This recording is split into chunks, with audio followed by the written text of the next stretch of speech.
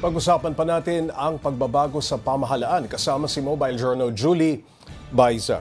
Julie, bukod kay PhilHealth President and CEO Dr. Edwin Mercado, meron pa bang ibang inanunsyong mananatili at tuluyang alisin?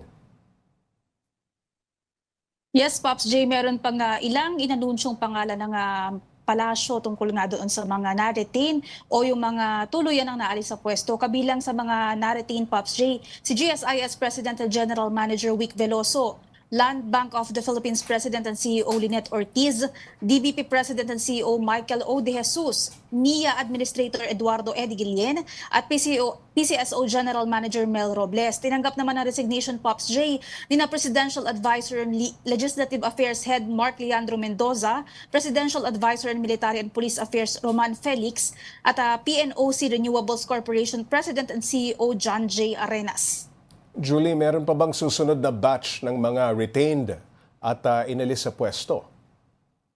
Pops, inaasahan natin na mag-aanunsyo pa ang palasyo ng mga retained at matatanggal sa pwesto kasi ongoing pa rin daw yung evaluation sa performance nga ng mga opisyal ng pamahalaan. Kanina natanong na nga rin natin, Pops Ray, ano yung desisyon kina Special Assistant to the President Anton Lagdamillo, si Opapro, si Secretary Galvez, at saka si Secretary Gadon. Sa ngayon, wala pa daw, Pops Ray, ibinibigay na hatol kumbaga ang palasyo o desisyon tungkol daan. Okay, Julie, balikan natin itong PhilHealth. Nagpahapyaw ba ang Pangulo sa long-term plan para sa kidney transplant patients? Pops Ray, oo, nabanggit nga ng Pangulo at ng mismong PhilHealth din dito sa kanilang press briefing sa Malacanang, yung long-term plan. Bukod nga, Pops, dun sa benepisyo na matatanggap nila para gumaan yung tulong o gumaan yung gastos nila kapag nagpa-kidney transplant sila na itinaas na nga from 600,000 to 2.1 million. Kasi, Pops, marami daw yung talagang hesitant na maghanap ng donor at sumailalim sa transplant kasi magastos. Ngayon nga na tinaasan na ng gobyerno. Ang susunod naman na magiging tulong sa kanila yung kanilang gamot na sakop na nga rin daw ng package ngayon, Pops J. Okay, Julie, ano pang naging aktibidad ng Pangulo ngayong araw? Kanina umaga, Pops, pagkatapos niyang pumunta at mag-ikot dyan sa NKT, ay nagpunta rin ang Pangulo sa isang eskwelahan sa Quezon City. Doon ang binigyan diin naman niya yung pagtutulong-tulong ng mga ahensya ng pamahalaan para sa full-blown digital transformation ng sektor ng edukasyon. Nandiyan, Pops J, yung DepEd at saka DICT para matiyak na merong internet connectivity yung mga public schools. Hindi lang dito sa Metro Manila pero particular daw, Pops, yung mga underserved areas o yung mga malalayo at mahihirap na lugar.